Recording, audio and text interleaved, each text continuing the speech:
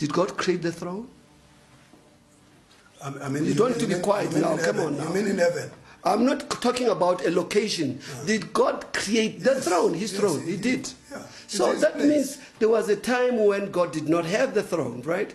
I mean, by his existence. Wait the a throne minute, existed. Doc. Yeah. Doc, you Yes. said you agree with me, Sure. and you just said to me, God created the throne, his Yes. throne. Yes. So meaning that there was a time when God did not have the throne. As this described, yes. Okay. Because remember, he created it and he even located the different kind of angels and their roles and responsibilities. But what you're saying is not scriptural.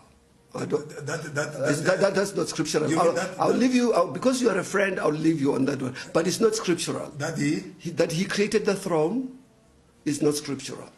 You can't show me in scripture that he created the throne. But you remember. I don't want to remember anything because I remember that there's no scripture that says that. But do you agree with me that there was he